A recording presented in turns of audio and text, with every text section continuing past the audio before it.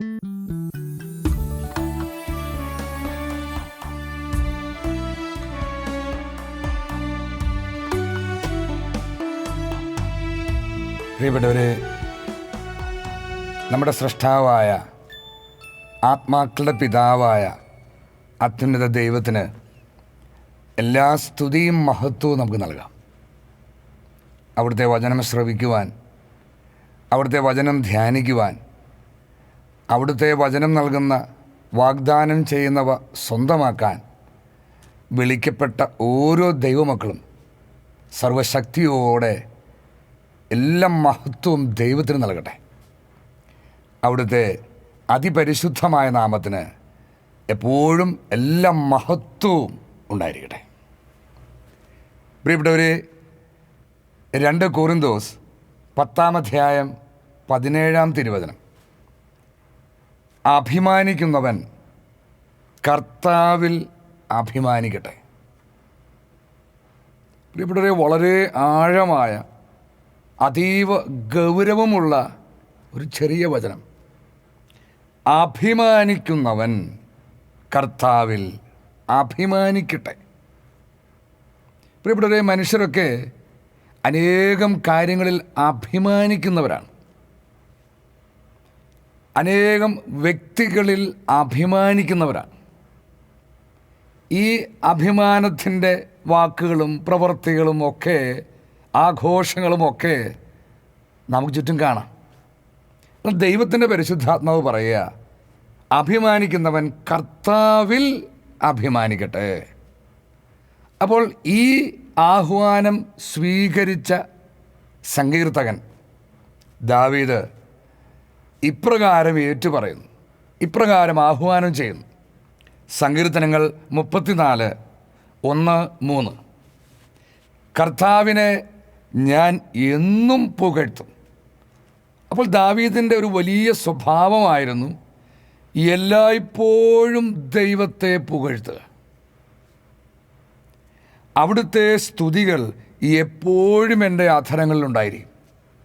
അപ്പോൾ ദൈവത്തിന് ഇണങ്ങിയവനായി ദാവീദിനെ മാറ്റിയ, ദാവീദിൽ ദൈവം കണ്ട ഏറ്റവും വലിയ ഒരു സവിശേഷതയാണ്, ഗുണമാണ്, എപ്പോഴും ദൈവത്തിൻ്റെ സ്തുതികൾ ആലപിച്ചിരുന്നു ദാവീദ്.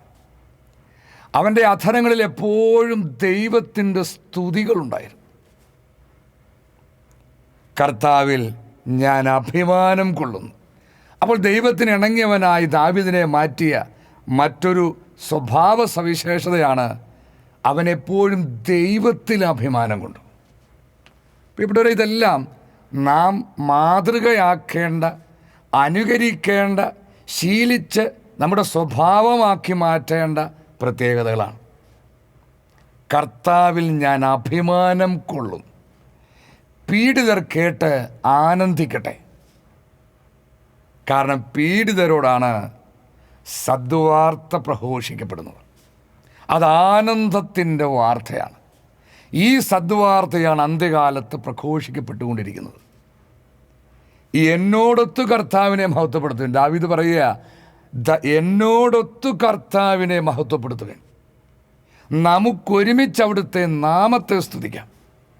ഇതൊക്കെ പലപ്പോഴും നമ്മൾ പാട്ടായി, അല്ലെങ്കിൽ സ്തുതിഗീതമായി, അല്ലെങ്കിൽ ഒരു കവിതയായി വായിച്ചു പോയിട്ടുണ്ടാകാം.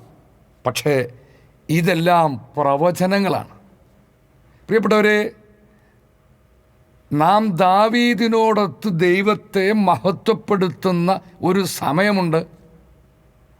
അങ്ങനെ ദാവീദിനോടൊത്ത് ദൈവത്തെ മഹത്വപ്പെടുത്തുന്ന ഒരു ഗണമുണ്ട് എന്ന് പരിശുദ്ധ ബൈബിളിൽ നമുക്ക് കാണാം.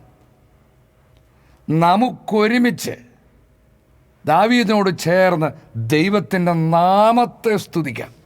ദൈവത്തിൻ്റെ നാമം ഇന്നുവരെ ലോകത്ത് വെളിപ്പെടുത്തപ്പെട്ടിട്ടില്ല. ദൈവത്തിൻ്റെ നാമമെന്ന് മനുഷ്യൻ കരുതുന്നൊന്നും ദൈവത്തിൻ്റെ യഥാർത്ഥ നാമമല്ല.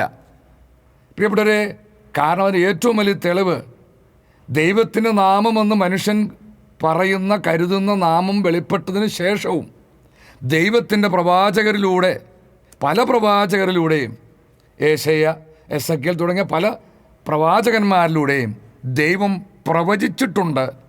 ഒരിക്കൽ ദൈവത്തിൻ്റെ ജനം ദൈവത്തിൻ്റെ നാമം അറിയും. തീർന്നില്ല, യേശുക്രിസ്തുവും വാഗ്ദാനം ചെയ്തിട്ടുണ്ട്, പിതാവിൻ്റെ നാമം തൻ്റെ സഹോദരർക്ക് അവൻ വെളിപ്പെടുത്തി കൊടുക്കും. ഇതെല്ലാം പ്രവചനങ്ങളാണ്. ഈ പ്രവചനങ്ങൾ പൂർത്തിയാകുന്നത് കർത്താവിൻ്റെ രണ്ടാം വരവിലാണ്, ഇപ്പോഴാണ്. ഈ പ്രവചനങ്ങൾ ഇന്ന് പൂർത്തിയായി. ദൈവത്തിൻ്റെ പരിശുദ്ധ നാമം വെളിപ്പെടുത്തപ്പെട്ടു സദ്വാർത്തയിലൂടെ. അപ്പോൾ ദൈവത്തിൻ്റെ നാമം വെളിപ്പെട്ടതിന് ശേഷം പൂർത്തിയാകേണ്ട ഒരു പ്രവചനമാണ് ദാവീദ് നടത്തിയത്. നമുക്കൊരുമിച്ച് അവിടുത്തെ നാമത്തെ സ്തുതിക്കാം. അപ്പോൾ ഇങ്ങനെയൊക്കെ ചെയ്യുന്നവർ അഭിമാനിക്കുന്നത് കർത്താവിലായിരിക്കും. പ്രിയപ്പെട്ടവരെ, ഇന്ന് മനുഷ്യൻ ഏറ്റവും അഭിമാനിക്കാൻ മടിക്കുന്നത് ദൈവത്തിലാണ്. അഥവാ ദൈവത്തെക്കുറിച്ചും ദൈവവചനത്തെക്കുറിച്ചും ലജ്ജിക്കുന്ന ഒരു തലമുറയാണ് അവസാന കാലത്തെ തലമുറ. ഇത് വളരെ വ്യക്തമായി പല സ്ഥലങ്ങളിൽ പരിശുദ്ധ ബൈബിളിൽ എഴുതപ്പെട്ടിട്ടുണ്ട്. അതുകൊണ്ട് യേശു ക്രിസ്തു ഒരു വലിയ താക്കീത് നൽകി. മർക്കോസ് 8:38, പാപം നിറഞ്ഞതും അവിശ്വസ്തവുമായ ഈ തലമുറയിൽ, അത് പരിശുദ്ധ ബൈബിൾ ശ്രദ്ധയോടെ ദൈവവചനം വായിച്ചാൽ ദൈവരാജ്യ രഹസ്യങ്ങൾ നമുക്ക് വെളിപ്പെട്ട് കിട്ടുമ്പോൾ മനസ്സിലാകാം ഇത് അന്ത്യകാലത്തെ തലമുറയെക്കുറിച്ചാണ് ഈ പറഞ്ഞിരിക്കുന്നത്. 2000 വർഷം മുമ്പ് യേശു ക്രിസ്തു ജീവിച്ചിരുന്ന കാലത്തെ തലമുറയെക്കുറിച്ചല്ല, അവൻ വീണ്ടും വരുന്ന അഥവാ അവൻ വീണ്ടും വന്നിരിക്കുന്ന ഈ തലമുറയെക്കുറിച്ചാണ്. ഈ തലമുറയെക്കുറിച്ച് പറയുമ്പോഴാണ് യോഹന്നാനിലൂടെ പരിശുദ്ധാത്മാവ് പറഞ്ഞത്, ലോകം ദുഷ്ടൻ്റെ കരവലയത്തിലായിത്തീർന്നു. അപ്പോഴാണ് പാപം നിറഞ്ഞിരിക്കുന്നത്. എല്ലാവരും സമ്മതിക്കുന്നൊരു കാര്യമല്ലേ, 2000 വർഷം മുമ്പ് നിലവിലുണ്ടായിരുന്ന പാപത്തേക്കാൾ എത്രയോ ഇരട്ടിയായിരിക്കും ആണ് ഇന്ന് നാം കാണുകയും കേൾക്കുകയും ചെയ്യുന്ന പാപങ്ങൾ. അപ്പോൾ പാപം നിറഞ്ഞതും അവിശ്വസ്തവുമായ ഈ തലമുറയിൽ യേശുക്രിസ്തു പറയുക, ഈ എന്നെക്കുറിച്ചോ എൻ്റെ വചനങ്ങളെക്കുറിച്ചോ ലജ്ജിക്കുന്നവനെ പറ്റി. അപ്പോൾ ലജ്ജിക്കുന്ന അനേകരുണ്ട്. അതിനനേകം കാരണങ്ങൾ നമുക്ക് കാണാം. അത് ദൈവം അനുവദിച്ചാൽ നമുക്ക് പിന്നീട് ഒരിക്കൽ പരിശോധിക്കാം. അപ്പോൾ അങ്ങനെ ലജ്ജിക്കുന്നവനെ പറ്റി മനുഷ്യപുത്രനും തൻ്റെ പിതാവിൻ്റെ മഹത്വത്തിൽ പരിശുദ്ധ ദൂതന്മാരോടുകൂടെ വരുമ്പോൾ ലജ്ജിക്കും. അപ്പോൾ ദൈവപുത്രൻ മനുഷ്യപുത്രനായി ഭൂമിയിൽ വീണ്ടും വരുന്നവൻ ന്യായവിധി നടത്താൻ വരവിനെക്കുറിച്ചാണ് എഴുതിയിരിക്കുന്നത്. പിതാവിൻ്റെയും പരിശുദ്ധ ദൂതന്മാരുടെയും മഹത്വത്തിൽ ന്യായവിധി നടത്താൻ വരുന്ന അവൻ്റെ വരവിനെക്കുറിച്ചാണ് ഇവിടെ എഴുതിയിരിക്കുന്നത്. അങ്ങനെ ന്യായവിധിക്കായി ദൈവപുത്രൻ തൻ്റെ മഹത്വത്തിൽ വരുമ്പോൾ അവനെക്കുറിച്ചും അവൻ്റെ വചനങ്ങളെക്കുറിച്ചും ലജ്ജിക്കുന്നവരെ പറ്റി ലജ്ജിക്കും. അതിൻ്റെ പ്രത്യാഘാതം വളരെ വലുതാണ്. അത് നമുക്ക് പിന്നീട് പരിശോധിക്കാം. അപ്പോൾ പ്രിയപ്പെട്ടവരെ, അഭിമാനിക്കുന്നതിൻ്റെ വിപരീതമാണ് ലജ്ജിക്കുക. അപ്പോൾ ദൈവത്തെക്കുറിച്ച് അഭിമാനിക്കുക പോരാഞ്ഞിട്ട് ദൈവത്തെ ദൈവമായി അംഗീകരിക്കാൻ പോലും മനുഷ്യന് മനസ്സില്ല. ദൈവത്തെ അംഗീകരിക്കുന്ന ഒരു പോരായ്മയായിട്ട് ജനം കരുതുന്നതായി പരിശുദ്ധാത്മാവ് പൗലോസിലൂടെ റോമാക്കാർക്ക് എഴുതിയ ലേഖനം 1-ാം അധ്യായത്തിൽ പ്രവചിച്ചിട്ടുണ്ട്. അപ്പോൾ പാപം നിറഞ്ഞതും അവിശ്വസ്തവുമായ ഈ തലമുറയുടെ പ്രത്യേകതയാണ് ദൈവത്തിൻ്റെ കുറിച്ചും വചനങ്ങളെക്കുറിച്ചും അവിടുത്തെ പുത്രൻ വീണ്ടും ശരീരം ധരിച്ചു വരുന്ന ദൈവപുത്രനെക്കുറിച്ച്, മനുഷ്യപുത്രനെക്കുറിച്ച് ലജ്ജിക്കുന്നു. അപ്പോൾ അതുകൊണ്ട് ദൈവത്തിൻ്റെ പരിശുദ്ധാത്മാവിൻ്റെ ഈ ആഹ്വാനത്തിന് വലിയ പ്രസക്തിയുണ്ട്. അഭിമാനിക്കുന്നവൻ കർത്താവിൽ അഭിമാനിക്കട്ടെ. അതുകൊണ്ട് ദാവീദിൻ്റെ ആഹ്വാനത്തിന് ഏറ്റുപറച്ചിലിന് വലിയ പ്രസക്തിയുണ്ട്. ഞാൻ കർത്താവിൽ അഭിമാനം കൊള്ളും. അവൻ ദൈവത്തിൻ്റെ ഹൃദയത്തിന് ഇണങ്ങിയവൻ. പ്രിയപ്പെട്ടവരെ, എന്നാൽ ഈ ദൈവവചനത്തെക്കുറിച്ചും ദൈവപുത്രനെക്കുറിച്ചും അഭിമാനിക്കുന്നതിന് പകരം ലജ്ജിക്കുന്നവരെക്കുറിച്ച് യേശയ്യാ പ്രവാചകനും മുൻകൂട്ടി പ്രവചിച്ചു വച്ചിട്ടുണ്ട്. യേശയ്യാ പ്രവാചകൻ്റെ പുസ്തകം 66-ാം അധ്യായം 4 മുതൽ 6 വരെയുള്ള വചനങ്ങൾ. നിങ്ങൾ അധ്യായം ആദ്യം മുതൽ വായിക്കുക. എങ്ങനെ ദൈവവചനം ശ്രവിക്കണമെന്നൊക്കെ അവിടെ പ്രവാചകനോട് കർത്താവ് പറഞ്ഞു വയ്ക്കുന്നുണ്ട്. ഞാൻ അവർക്കായി, കർത്താവ് പറയുക, ഞാൻ അവർക്കായി പീഡനം തെരഞ്ഞെടുക്കും. ദൈവത്തിൻ്റെ പീഡനം, ദൈവത്തിൻ്റെ ശിക്ഷകൾ, ഉഗ്ര പീഡനങ്ങൾ ഈ ലോകത്തിലേക്ക് വരുന്ന സമയമാണ് അവസാന കാലം. നിങ്ങൾക്ക് എല്ലാവർക്കും പരിചയമുണ്ടായിരിക്കും യേശുക്രിസ്തു പറഞ്ഞ വചനം. ലോകസ്ഥാപനം മുതൽ ഇന്നോളം ഉണ്ടായിട്ടില്ലാത്ത, ഇനി ഉണ്ടാകാൻ ഇടയില്ലാത്ത ഉഗ്രപീഡനം ആ നാളുകളിലുണ്ടാകും. അതേ പീഡനം, ഇതേ പീഡനത്തെക്കുറിച്ചാണ് യെശയ്യാ പ്രവാചകൻ പറയുന്നത്. ഞാൻ അവർക്കായി പീഡനം തെരഞ്ഞെടുക്കും. അവർ ഭയപ്പെട്ടത് അവരുടെ മേൽ വരുത്തും. കാരണം ഞാൻ വിളിച്ചപ്പോൾ ആരും വിളി കേട്ടില്ല. പ്രിയപ്പെട്ടവരെ, അന്ത്യകാലത്ത് ദൈവം അവസാനമായി തൻ്റെ മക്കളെ അനുതാപത്തിലേക്ക്, തിരികെ ദൈവസന്നിധിയിലേക്ക് വിളിക്കുന്ന വിളിയാണ് അവിടുന്ന് അയച്ച സദ്വാർത്ത ദൂതനിലൂടെ ഈ അന്ത്യകാലത്ത് പ്രഘോഷിക്കപ്പെടുന്ന, സിയോനിൽ പ്രഘോഷിക്കപ്പെടുന്ന സദ്വാർത്ത. മക്കളെ, തിരിച്ചുവാ എന്നുള്ള ദൈവത്തിൻ്റെ വിലാപസ്വരമാണ് ഈ സദ്വാർത്ത. പക്ഷേ മനുഷ്യൻ ഈ വിളി കേൾക്കില്ല എന്ന് ദൈവം മുൻകൂട്ടി എഴുതി വച്ചിട്ടുണ്ട്. ഞാൻ വിളിച്ചപ്പോൾ ആരും വിളി കേട്ടില്ല, ഞാൻ സംസാരിച്ചപ്പോൾ അവർ ശ്രദ്ധിച്ചില്ല. അത് ദൈവമാണ് സംസാരിക്കുന്നതെന്ന് വിവേചിച്ചറിയാൻ പോലും അന്ധരാൽ നയിക്കപ്പെടുന്ന അന്ധർക്കും, ഈ അന്ധരെ നയിക്കുന്ന അന്ധർക്കും കഴിയുന്നില്ല. അതിനൊട്ട് സമ്മതിക്കുകയുമില്ല. ഇത് തിരിച്ചറിയാൻ, വിവേചിച്ചറിയാൻ ആ വരം നഷ്ടപ്പെട്ടു പോയി. അതെങ്ങനെ വിവേചിച്ചറിയണമെന്ന് അറിയില്ല. ഞാൻ സംസാരിച്ചപ്പോൾ അവർ ശ്രദ്ധിച്ചില്ല. കർത്താവിൻ്റെ കുറ്റപ്പെടുത്തലാണ്. അവർ എൻ്റെ ദൃഷ്ടിയിൽ തിന്മയായത് പ്രവർത്തിച്ചു. അത് ശ്രദ്ധിക്കണം. ഈ ദൈവസ്വരം ശ്രദ്ധിക്കാത്തവർ, ദൈവം വിളിച്ചിട്ടും വിളി കേൾക്കാത്തവർ, അത് ദൈവമാണ് വിളിക്കുന്ന പോലും സമ്മതിക്കാൻ മനസ്സില്ലാത്തവർ, ലോകത്തിൽ മനുഷ്യദൃഷ്ടിയിൽ വലിയ വലിയ ശ്രേഷ്ഠമായ കാര്യങ്ങളാണ് ദൈവത്തിന് വേണ്ടി എന്ന ഭാവേന ചെയ്തുകൊണ്ടിരിക്കുന്നത് എന്ന് നാം പ്രത്യേകം തിരിച്ചറിയണം. ലോകം അവരെ ബഹുമാനിക്കുന്നു, ലോകം അവരെ ശ്ലാഘിക്കുന്നു, ലോകം അവരുടെ വാക്ക് കേൾക്കുന്നു, കാരണം അവർ ലൗകികരാണ്. എന്നാൽ ദൈവം പറയുക, നിങ്ങൾ എൻ്റെ ദൃഷ്ടിയിൽ തിന്മയായത് പ്രവർത്തിച്ചു. അപ്പോൾ ആരുടെ ദൃഷ്ടിയിൽ നന്മ പ്രവർത്തിക്കണമെന്ന് തിരിച്ചറിയണ്ടേ? മനുഷ്യദൃഷ്ടിയിൽ നന്മയായത് തിരഞ്ഞെടുത്താൽ നീ ദൈവദൃഷ്ടിയിൽ തിന്മയായത് ചെയ്യും. കാരണം യേശുക്രിസ്തു ലൂക്കായുടെ സുവിശേഷത്തിൽ വളരെ വ്യക്തമായി പഠിപ്പിക്കുന്നു, മനുഷ്യദൃഷ്ടിയിൽ ഉത്കൃഷ്ടമായത് ദൈവത്തിന് നികൃഷ്ടമാണ്. മനുഷ്യദൃഷ്ടിയിൽ ഉത്കൃഷ്ടമായത് ദൈവത്തിന് നികൃഷ്ടമാണ്. അപ്പോൾ ദൈവത്തിന് നികൃഷ്ടമായാലും കുഴപ്പമില്ല. മനുഷ്യൻ്റെ പ്രശംസ കിട്ടാൻ, മനുഷ്യരുടെ മുമ്പിൽ ശ്ലാഘിക്കപ്പെടാൻ ഇന്ന് ദൈവജനവും ദൈവജനത്തെ നയിക്കുന്ന പലരും ദൈവദൃഷ്ടിയിൽ തിന്മയായത് മാത്രം തിരഞ്ഞെടുക്കുന്നവരായി മാറി. അതാ കർത്താവിൻ്റെ കുറ്റപ്പെടുത്തൽ. അവർ എനിക്കനിഷ്ടമായവ തിരഞ്ഞെടുത്തു. വളരെ കൃത്യമായ കർത്താവ് എഴുതി വെച്ചിരിക്കുന്നു. ഇനി ശ്രദ്ധിച്ച്, കർത്താവിൻ്റെ വചനം കേൾക്കുമ്പോൾ വിറയ്ക്കുന്നവരെ, അത് അവരെ വിളിച്ച് പറയുക. ദൈവത്തിൻ്റെ വചനം വിറയലോടെ കേൾക്കുന്നവരെ വിളിച്ച് കർത്താവ് പറയുക, കർത്താവിൻ്റെ വചനം കേൾക്കുമ്പോൾ വിറയ്ക്കുന്നവരെ, അവിടുത്തെ വചനം കേൾക്കുവിൻ. ശ്രദ്ധിച്ച് കേട്ടെ. എൻ്റെ നാമത്തെ പ്രതി നിങ്ങളെ ദ്വേഷിക്കുകയും പുറത്താക്കുകയും ചെയ്യുന്ന നിങ്ങളുടെ സഹോദരർ. അപ്പോൾ അങ്ങനെയൊന്നും സംഭവിക്കണം അന്ത്യകാലത്ത്.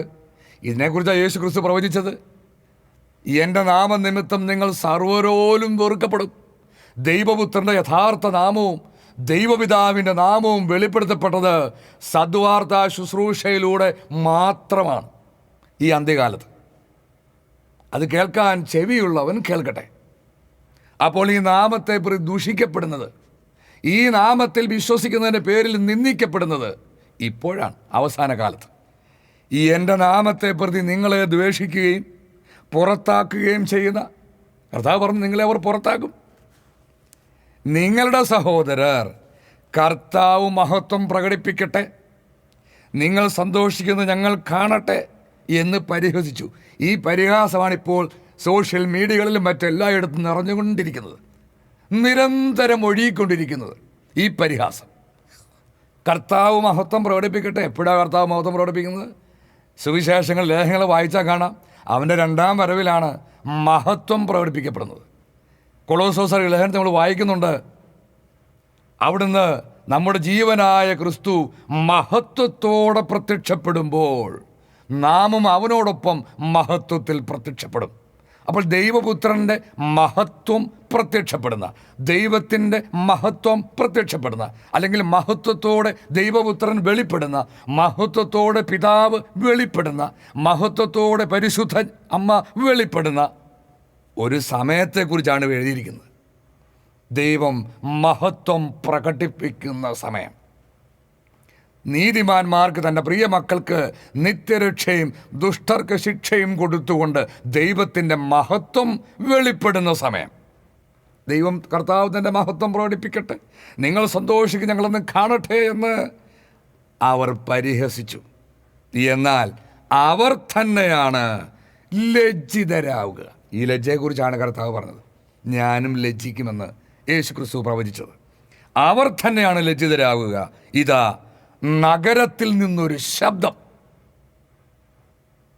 നഗരത്തിൽ നിന്നൊരു ശബ്ദം, ദൈവാലയത്തിൽ നിന്നൊരു സ്വരം, ശത്രുക്കളോട് പ്രതികാരം ചെയ്യുന്ന കർത്താവിൻ്റെ സ്വരമാണത്.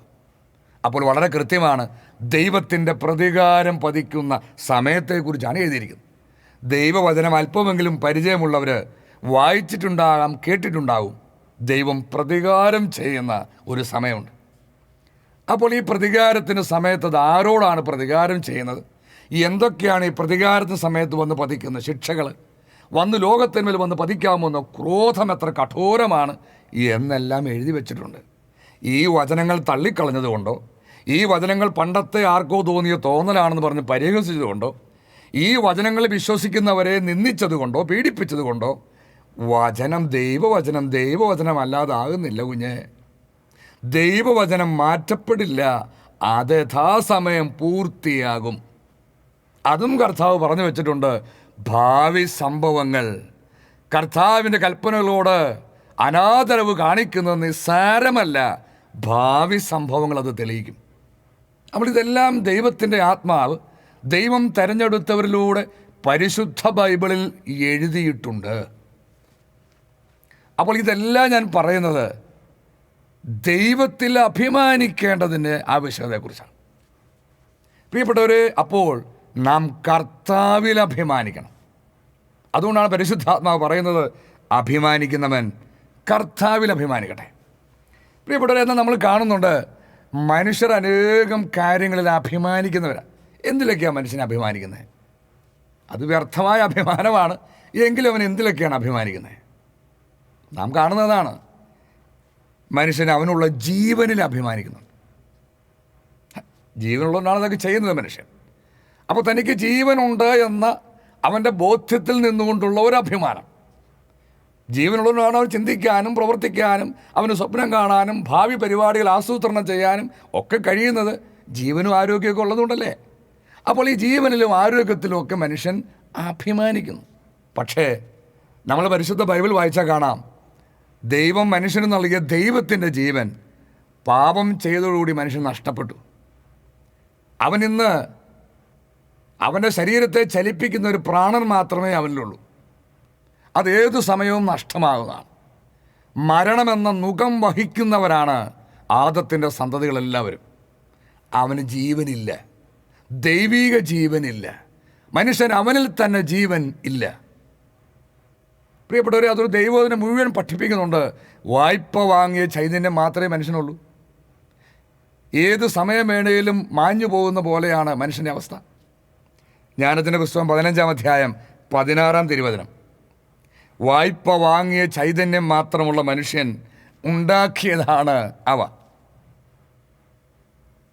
തന്നെപ്പോലെ തന്നെയുള്ള ദൈവത്തെ സൃഷ്ടിക്കുക ഒരുവനും സാധ്യമല്ലല്ലോ. അപ്പോൾ മനുഷ്യൻ്റെ ചൈതന്യം, അവനുണ്ട് എന്നവൻ പറയുന്ന ചൈതന്യം വായ്പ വാങ്ങിയത് മാത്രമാണ്. ദൈവം വായ്പയായി നൽകിയത് മാത്രം. അതിലെന്താ അഭിമാനിക്കാനിരിക്കുന്നത്? തനിക്കുണ്ടെന്ന് അവൻ കരുതുന്ന ജീവൻ നിലനിർത്താനോ അത് അവൻ്റെ ഇഷ്ട സമയത്ത് മാത്രം നഷ്ടപ്പെടാൻ ഇടയാക്കാനോ ഒന്നും മനുഷ്യന് കഴിയില്ല. അപ്പോൾ ജീവൻ്റെ മേൽ മനുഷ്യന് അധികാരമില്ല. തനിക്കുണ്ടെന്ന് അവൻ കരുതുന്ന ജീവൻ അല്ലെങ്കിൽ ചൈതന്യം വായ്പ വാങ്ങിയത് മാത്രമാണ്. അതിലെന്ത് അഭിമാനിക്കാൻ? അപ്പോൾ അഭിമാനിക്കേണ്ടത് ഈ ജീവൻ, ഈ ചൈതന്യം നമുക്ക് തരുന്ന ദൈവത്തിലല്ലേ? പ്രഭാഷകൻ 18:8-10. മനുഷ്യൻ എന്താണ്? അവനെക്കൊണ്ട് എന്ത് പ്രയോജനം? ദൈവത്തിൻ്റെ ജ്ഞാനം ചോദിക്കുക, മനുഷ്യൻ എന്താണ്? അവനെക്കൊണ്ട് എന്ത് പ്രയോജനം? എന്താണ് അവനിലെ നന്മയും തിന്മയും? മനുഷ്യൻ 100 വയസ്സ് വരെ ജീവിച്ചാൽ അത് ദീർഘായുസാണ്. അങ്ങനെ മനുഷ്യൻ കരുതുന്നു, ദീർഘായുസുണ്ടായിരുന്നു.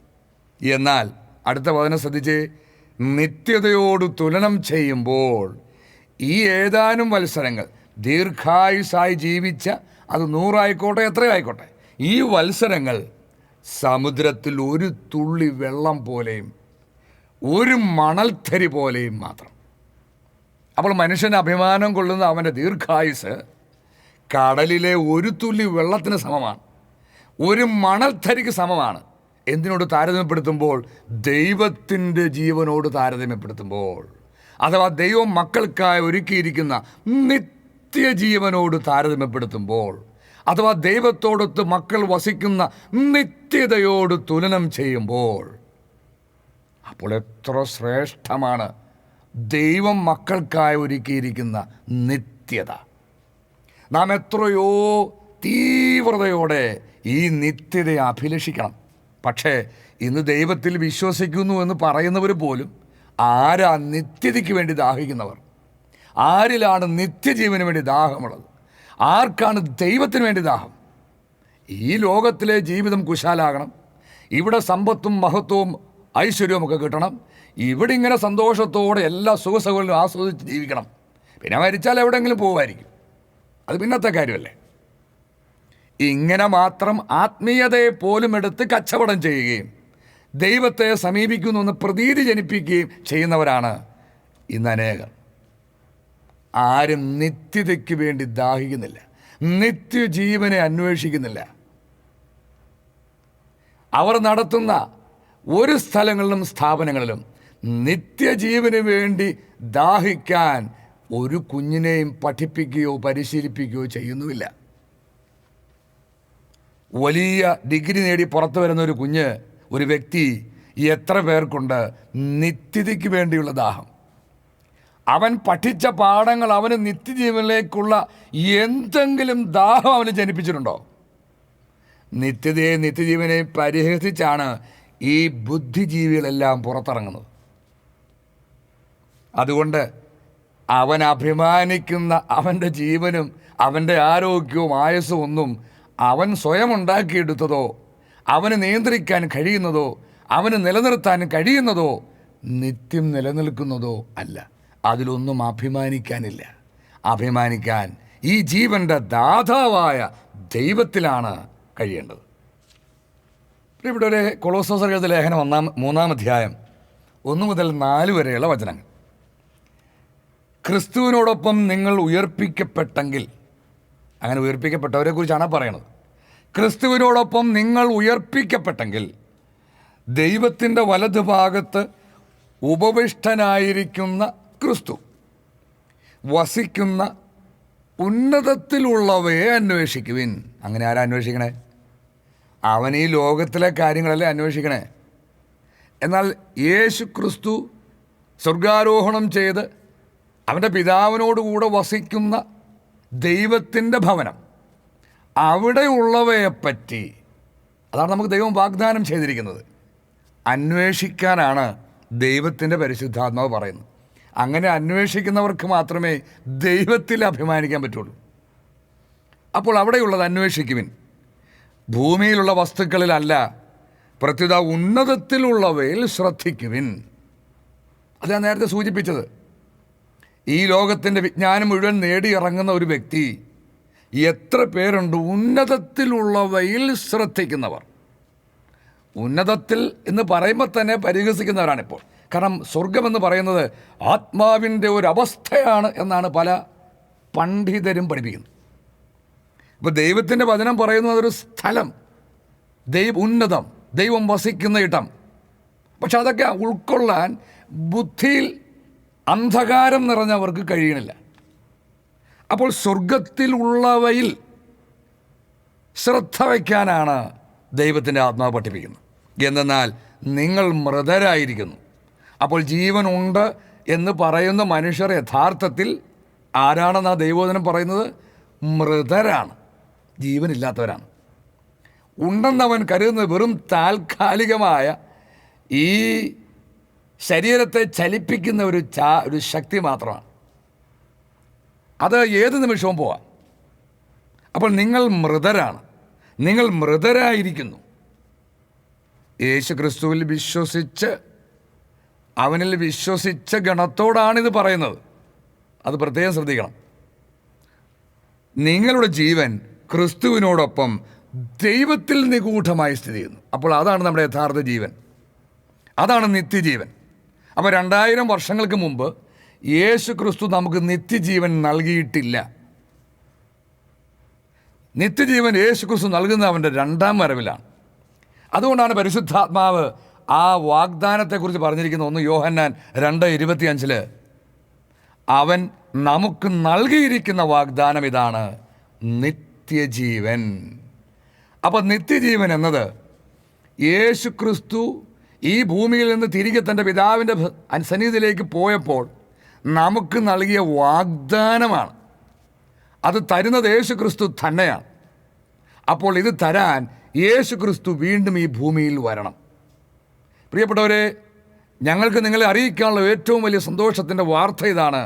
ഈ നിത്യജീവൻ നൽകാൻ ദൈവപുത്രൻ ശരീരം ധരിച്ച് ഈ ഭൂമിയിൽ വന്നു കഴിഞ്ഞു. അപ്പോൾ നമുക്ക് ലഭിക്കാനിരിക്കുന്ന ഒരു വാഗ്ദാന പൂർത്തീകരണമാണ് നിത്യജീവൻ. നമ്മുടെ ജീവനായ ക്രിസ്തു പ്രത്യക്ഷപ്പെടുമ്പോൾ, വെളിപ്പെടുമ്പോൾ അവനോടുകൂടെ നിങ്ങളും മഹത്വത്തിൽ പ്രത്യക്ഷപ്പെടും. അപ്പോൾ നമുക്ക് യഥാർത്ഥ ജീവൻ ലഭിക്കാനിരിക്കുന്നു. ദൈവമക്കൾക്ക് ദൈവം വാഗ്ദാനം ചെയ്ത നിത്യജീവൻ ലഭിക്കാനിരിക്കുന്നതേ ഉള്ളൂ. അത് തരുന്നത് അത്യുന്നതനായ ദൈവമാണ്. അത് തരുന്നത് വീണ്ടും ശരീരം ധരിച്ചു വരുന്ന അവിടുത്തെ പുത്രൻ ഇമ്മാനുവേലിലൂടെയാണ്.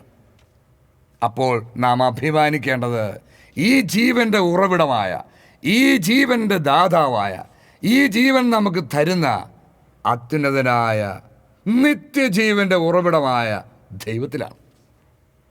അഭിമാനിക്കുന്നവൻ കർത്താവിൽ അഭിമാനിക്കട്ടെ. പ്രിയപ്പെട്ടവരെ, അതുകൊണ്ട് ഈ നിത്യജീവൻ എവിടെയുണ്ട് എന്നറിയുന്നത് ഏറ്റവും പ്രധാന കാര്യമല്ലേ? യേശു ക്രിസ്തു പറഞ്ഞു യോഹന്നാന്റെ സുവിശേഷം 6-ാം അധ്യായത്തിൽ, ശരീരം ഒന്നിനും ഉപകരിക്കുന്നില്ല, ആത്മാവാണ് ജീവൻ നൽകുന്നത്. ഞാൻ നിങ്ങളോട് പറഞ്ഞ വാക്കുകൾ ആത്മാവും ജീവനുമാണ്. ഇതെന്താണെന്നൊന്നും മനസ്സിലായില്ല അനേകർക്ക്. അവരെല്ലാം അവനെ വിട്ടുപോയി. കർത്താവ് ശിഷ്യന്മാരോട് ചോദിച്ചു, നിങ്ങളും പോകാൻ ആഗ്രഹിക്കുന്നുവോ? അപ്പോൾ ശിമയോൻ പത്രോസ് വിളിച്ചു പറഞ്ഞു, കർത്താവേ, ഞങ്ങൾ എവിടേക്ക് പോവും? നീ ദൈവത്തിൻ്റെ പരിശുദ്ധനാണെന്നും നിത്യജീവൻ്റെ വചനങ്ങൾ നിന്നിലുണ്ടെന്നും ഞങ്ങൾ വിശ്വസിക്കുകയും അറിയുകയും ചെയ്യുന്നു. അപ്പോൾ നിത്യജീവൻ തരുന്ന നിത്യജീവൻ്റെ വചനങ്ങൾ, നിത്യജീവൻ തരുന്ന ആത്മാവ് എവിടെയുണ്ട്, ആരിലൂടെയാണ് നമുക്ക് ലഭിക്കുക എന്നറിയുന്നതല്ലേ ജീവനം പ്രാപിക്കാൻ നാം സ്വന്തമാക്കേണ്ട ഏറ്റവും വലിയൊരു അറിവ്? അതിനെക്കുറിച്ച് ആരും ശ്രദ്ധിക്കുന്നില്ല. ഈ രഹസ്യങ്ങളിൽ നിന്ന് വെളിപ്പെടുത്തപ്പെട്ടിട്ടും, ഈ രഹസ്യങ്ങളിൽ നിന്ന് പ്രഘോഷിക്കപ്പെട്ടിട്ടും ഈ ലോക ജീവിതത്തിന് വേണ്ടി ഇഹലോക ജീവിതം മാത്രം ഓഹരിയായി കരുതുന്ന മർത്യൻ ഇത് ശ്രദ്ധിക്കുന്നേയില്ല. ഇത് ശ്രദ്ധിച്ചാൽ, നമുക്ക് നിത്യജീവൻ എവിടെ നിന്ന് ലഭിക്കുമെന്നറിഞ്ഞാൽ, ഏത് വഴിയിലൂടെ ദൈവം നമുക്ക് തരുന്നുവെന്നറിഞ്ഞാൽ, നമുക്ക് നമ്മുടെ പിതാവായ ദൈവത്തിൽ അഭിമാനിക്കാൻ കഴിയും. അവിടുന്ന് എൻ്റെ ജീവനാണ് എന്ന് ഏറ്റുപറഞ്ഞ് അഭിമാനിക്കാൻ കഴിയും. പ്രിയപ്പെട്ടവരെ, ഇനി മനുഷ്യൻ അഭിമാനിക്കുന്ന മറ്റൊരു കാര്യമുണ്ട്, സമ്പത്ത്. ഈ ലോകത്തിൽ മനുഷ്യൻ ഒരുപക്ഷെ ഏറ്റവും കൂടുതൽ അഭിമാനിക്കുന്നത് സമ്പത്തിലാണ്. അതുകൊണ്ട് സമ്പത്ത് നേടാനുള്ള വഴികളെക്കുറിച്ച് ആലോചിക്കുന്ന മനുഷ്യൻ, സമ്പത്ത് നേടാനുള്ള വൈഭവശേഷി ഉണ്ടാക്കിയെടുക്കാനായി മനുഷ്യനുണ്ടാക്കിയിരിക്കുന്ന സ്ഥാപനങ്ങൾ, സമ്പത്ത് നേടുന്നവരെ പ്രശംസിക്കുന്ന മാധ്യമങ്ങൾ, സമ്പത്ത് കൊണ്ട് ലഭിക്കാവുന്ന സുഖസൗകര്യങ്ങളെപ്പറ്റി വാതോരാതെ പ്രഘോഷിക്കുന്ന മനുഷ്യർ, ഇതൊക്കെ നമുക്ക് ചുറ്റും കാണാം. അതുകൊണ്ട് സമ്പത്തിന് വേണ്ടിയുള്ള പരക്കം പാച്ചിലാണ് മനുഷ്യൻ. അവനവന് വേണ്ടിയല്ല, തലമുറകൾക്ക് വേണ്ടി ശേഖരിച്ച് വെക്കാനുള്ള നെട്ടോട്ടം. ഈ സമ്പത്താണ് തങ്ങൾക്ക് സ്ഥിരത നൽകുന്നത്, ഈ സമ്പത്താണ് തങ്ങൾക്ക് സുരക്ഷിതത്വം നൽകുന്നത് എന്ന വ്യർത്ഥമായ ഒരു ചിന്തയിൽ ആനന്ദിച്ചുകൊണ്ട് അതിൽ സമാധാനം കണ്ടെത്തി ജീവിക്കുന്ന മൂഢരായ മനുഷ്യൻ. പ്രിയപ്പെട്ടവരെ, മനുഷ്യൻ്റെ ഇന്നത്തെ അവസ്ഥയാണിത്. എന്നാൽ ദൈവത്തിൻ്റെ വചനം എന്താ വ്യക്തമായി പഠിപ്പിക്കുന്നു നോക്കിക്കേ. നിയമാവർത്തനം 8:17-18 എൻ്റെ ശക്തിയും എൻ്റെ കരങ്ങളുടെ ബലവുമാണ് എനിക്ക് ഈ സമ്പത്തെല്ലാം നേടിത്തന്നത് എന്ന് ഹൃദയത്തിൽ നിങ്ങൾ പറയരുത്.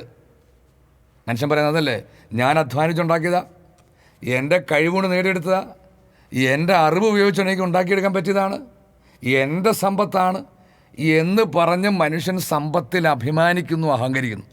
ദൈവം എന്താ പറയുന്നത്? അങ്ങനെ എൻ്റെ കരങ്ങളുടെ ബലവും ശക്തിയുമാണ് എനിക്ക് ഈ സമ്പത്തെല്ലാം നേടിത്തന്നതെന്ന് നീ ഹൃദയത്തിൽ പറയരുത്. നിങ്ങളുടെ ദൈവമായ കർത്താവിനെ നിങ്ങൾ സ്മരിക്കണം. എന്നാൽ നിങ്ങളുടെ പിതാക്കന്മാരോട് ചെയ്ത ഉടമ്പടി ഇന്നും നിറവേറ്റുന്നതിന് വേണ്ടി സമ്പത്ത് നേടാൻ അവിടുന്നാണ് നിങ്ങൾക്ക് ശക്തി നൽകുന്നത്. അപ്പോൾ ദൈവം ശക്തി നൽകി നാം നേടിയെടുക്കുന്ന സമ്പത്തുമുണ്ട്. എന്നാൽ 2000 വർഷം മുമ്പ് ഈ ഭൂമിയിൽ വന്ന ദൈവപുത്രനെ പരീക്ഷിച്ചുകൊണ്ട് സാത്താനോട് പറഞ്ഞു, ഇതിൻ്റെ എല്ലാം മേൽ ഭൂമിയിലെ സകല രാജ്യങ്ങൾ കാണിച്ചു കൊടുത്തിട്ട് പറഞ്ഞു, ഇവയുടെ മേൽ എല്ലാ അധികാരവും മഹത്വവും ഞാൻ നിനക്ക് തരാം, ഇവയെല്ലാം എനിക്ക് നൽകപ്പെട്ടിരിക്കുന്നു, എനിക്കിഷ്ടമുള്ളവർക്ക് ഞാനിത് നൽകുന്നു. അപ്പോൾ സാത്താൻ നൽകുന്ന സമ്പത്തും മഹത്വവും ഉണ്ട്. വീണ്ടും സാത്താൻ കർത്താവിനോട് പറയുക, നീ എന്നെ ആരാധിച്ചാൽ ഇവയെല്ലാം നിൻ്റേതാവും. അപ്പോൾ സാത്താന് ഇഷ്ടമുള്ളതാരാ? അവനെ ആരാധിക്കുന്നവരെ. അപ്പോൾ അവനെ ആരാധിക്കുന്നവർക്ക് അവൻ വാരിക്കോരി കൊടുക്കുന്നു സമ്പത്തും മഹത്വവും. അപ്പോൾ ഇത് രണ്ടും നമുക്ക് പരിശുദ്ധ ബൈബിളിൽ കാണാം. പ്രിയപ്പെട്ടവരെ, ദൈവം സമ്പത്ത് നൽകുന്നത് പഴയ നിയമ കാലഘട്ടത്തിൽ ദൈവത്തിന് അനുഗ്രഹമായി മനുഷ്യൻ കരുതിയിരുന്നത് സമ്പത്തുള്ളവരെ മാത്രമാണ്. സമ്പത്താണ് ദൈവത്തിന് അനുഗ്രഹം എന്ന് മാത്രം കരുതി. അത് പൊളിച്ചെഴുതി ദൈവപുത്രൻ യേശുക്രിസ്തു ഈ ഭൂമിയിൽ വന്നു. എന്നാൽ ദൈവം സമ്പത്ത് നൽകുന്നത് അത് ഇല്ലാത്തവരുമായി പങ്കുവയ്ക്കാൻ വേണ്ടിയാണ്. അങ്ങനെ സ്നേഹം പൂർത്തിയാകാൻ വേണ്ടിയാണ്, സ്നേഹം വളരാൻ വേണ്ടിയാണ്. പങ്കുവയ്ക്കലില്ലാതെ സ്നേഹമില്ല. അല്ലെങ്കിൽ കർത്താവ് എല്ലാവർക്കും ഒരേപോലെ കൊടുത്താൽ മതിയായിരുന്നല്ലോ. അപ്പോൾ ദൈവം ചിലർക്ക് കൂടുതൽ കൊടുക്കുന്നത് കുറവുള്ള തൻ്റെ സഹോദരൻ്റെ വേദനകൾ തിരിച്ചറിയാനും അവനുമായി പങ്കുവയ്ക്കാനും അങ്ങനെ ദൈവത്തിൻ്റെ സ്നേഹത്തിലായിരിക്കാനും വേണ്ടി കൂടിയാണ്.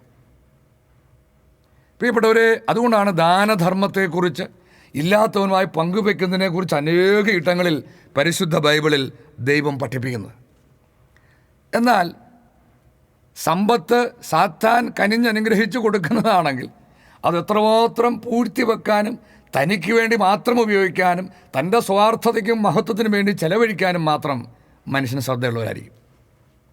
ഈ വേർതിരിവ് നാം തിരിച്ചറിയണം. ഇന്ന് ദൈവത്തിൻ്റെ വചനത്തെ പോലും സമ്പത്തുണ്ടാക്കാനുള്ള മാർഗമായി ചിത്രീകരിച്ച് പ്രസംഗിക്കുകയും പഠിപ്പിക്കുകയും ചെയ്യുന്ന അനേകരുണ്ട്. പ്രോസ്പെരിറ്റി ഗോസ്പലിൻ്റെ വക്താക്കൾ.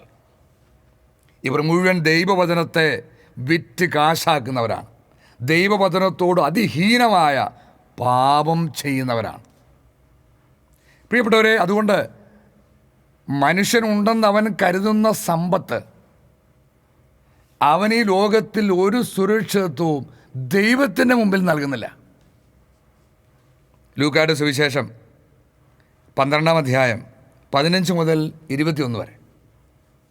ഈ എല്ലാ അത്യാഗ്രഹങ്ങളിൽ നിന്ന് അകന്നിരിക്കുകയും ചെയ്യുവിൻ, യേശുക്രിസ്തു പറയുക. അപ്പോൾ സമ്പത്തിനോടുള്ള അത്യാഗ്രഹമാണ് സമ്പത്തിൽ ആശ്രയിക്കാൻ മനുഷ്യനെ ഇടയാക്കുന്നത്. അവൻ ആ സമ്പത്തിൽ അഭിമാനിക്കുന്നവരായി മാറി. അവൻ ദൈവത്തിലല്ല അഭിമാനിക്കുന്നത്, സമ്പത്തിൽ അഭിമാനിക്കുന്നവരാണ്. അപ്പോൾ എല്ലാ അത്യാഗ്രഹങ്ങളിൽ നിന്ന് അകന്നിരിക്കുകയും ചെയ്യുവിൻ. മനുഷ്യജീവിതം സമ്പത്ത് കൊണ്ടല്ല ധന്യമാകുന്നത്. പക്ഷെ ഇതാണ് ലോകത്തിൽ മനുഷ്യനെ സാത്താൻ പഠിപ്പിച്ച് വെച്ചിരിക്കുന്നൊരു വലിയ കാര്യം. അവനെക്കൊണ്ട് ചിന്തിപ്പിക്കുന്നു, എന്ത്? സമ്പത്ത് കൊണ്ടാണ് ജീവിതം ധന്യമാകുന്നത്. എന്നാൽ ദൈവം പറയുന്നു, മനുഷ്യജീവിതം സമ്പത്ത് കൊണ്ടല്ല ധന്യമാകുന്നു. പ്രിയപ്പെട്ടവരെ, ഈ നുണ സാത്താൻ വിശ്വസിപ്പിച്ചിരിക്കുന്നത് കൊണ്ടാണ് മനുഷ്യൻ എന്തു വില കൊടുത്തും സമ്പത്തിന് വേണ്ടി ഓടുന്നത്. മനുഷ്യൻ ഇത്രമാത്രം സമ്പത്തിനെയും സമ്പത്തുള്ളവരെയും പ്രശംസിച്ചുകൊണ്ടേയിരിക്കുന്നത് നമുക്ക് ചുറ്റും കാണാം. സമ്പത്ത് കിട്ടിയതിൻ്റെ പട്ടിക, സമ്പത്ത് കൂടിയതിൻ്റെ പട്ടിക, സമ്പത്തിൽ അഭിമാനിക്കുന്നതിൻ്റെ പട്ടിക, സമ്പത്തിൽ അത് ആസ്വദിച്ചുകൊണ്ട് ഓരോ കാര്യങ്ങൾ വാങ്ങിക്കൂട്ടുന്നത് വലിയ വാർത്തയാക്കുന്നവർ. സമ്പത്ത് കൊണ്ട് അത് വാങ്ങി, സമ്പത്ത് കൊണ്ട് ഇത് വാങ്ങി, ഇത്ര കോടിയുടേത് വാങ്ങി, അത്ര കോടിയത് വാങ്ങി, ഇത്ര മില്യൻ്റെത് വാങ്ങി, ഇത്ര ബില്യൻ്റേത് വാങ്ങി എന്നൊക്കെ പറഞ്ഞ് സമ്പത്തിൽ അഭിമാനിച്ച്, സമ്പത്തുള്ളവനെ പ്രശംസിച്ച്, സമ്പത്തിൽ സുരക്ഷിതം കണ്ടെത്തുന്ന ഒരു സമൂഹം. അതുകൊണ്ടാണ് കർത്താവ് പറഞ്ഞത്, മനുഷ്യജീവിതം സമ്പത്ത് കൊണ്ടല്ല ധന്യമാകുന്നത്. ആയിരുന്നുവെങ്കിൽ യേശു ക്രിസ്തു ദൈവത്തിൻ്റെ പുത്രൻ്റെ ഭൂമിയിൽ വന്ന് ഏറ്റവും വലിയ സമ്പന്നനായന്. സ്വർഗത്തിലും ഭൂമിയിലും എല്ലാം സൃഷ്ടിക്കപ്പെട്ടത് യേശു ക്രിസ്തു വഴിയാണ്. എല്ലാ ആധിപത്യങ്ങളും അധികാരങ്ങളും സിംഹാസനങ്ങളും ഈ എല്ലാം സൃഷ്ടിക്കപ്പെട്ടത് അവന് വേണ്ടിയിട്ടാണ്. അവനാണ് എല്ലാറ്റിൻ്റെയും മുട്ടയവൻ. യേശു ക്രിസ്തു പറഞ്ഞു, എൻ്റെ പിതാവ് എനിക്ക് രാജ്യം കൽപ്പിച്ച് തന്നിരിക്കുന്നു. അപ്പോൾ ദൈവരാജ്യത്തിലെ അധിപനാണ് ദൈവപുത്രൻ ഇമ്മാനുവേൽ. എന്നാൽ അവൻ ഈ ഭൂമിയിൽ വന്നത് സ്വയം ശൂന്യനാക്കി, ഒന്നുമില്ലാത്തവനെ പോലെ. ഒരു വ്യക്തിക്ക് ഒരു മാന്യമായ അവകാശമുണ്ട്, അവനൊരു അവകാശമുണ്ട് മാന്യമായ ഒരു സ്ഥലത്ത് ജനിക്കാനെങ്കിലും. ആ അവകാശം പോലും നിഷേധിക്കപ്പെട്ടു ദൈവപുത്രന്. മൃഗങ്ങൾ പോലും കയറാൻ മടിക്കുന്ന, മൃഗങ്ങളുടെ മലമൂത്ര വിസർജനങ്ങൾ കൊണ്ട് വൃത്തികെട്ട ദുർഗന്ധം വഹിക്കുന്ന ഒരു ഗുഹയ്ക്കുള്ളിൽ ആർക്കും വേണ്ടാത്തവനെ പോലെ ജനിച്ചു സർവത്തിൻ്റെയും ഉടയവനായ ദൈവപുത്രൻ. ഇതിൽ കൂടുതൽ എന്ത് മാതൃകയാണ് അത് നമുക്ക് കാണിച്ചു തരുന്നത്? അവൻ പറഞ്ഞു, എനിക്ക് തല ചായ്ക്കാൻ ഇടമില്ല. ഒന്നുമില്ലാത്തവൻ അവൻ ഈ ഭൂമിയിൽ ജീവിച്ചു. അപ്പോൾ ജീവിതത്തിലൂടെ അവൻ കാണിച്ചു തന്നു, നിനക്ക് ദൈവത്തെയും മാമോനെയും ഒരുമിച്ച് ഒരേ സമയം സേവിക്കാനാവില്ല.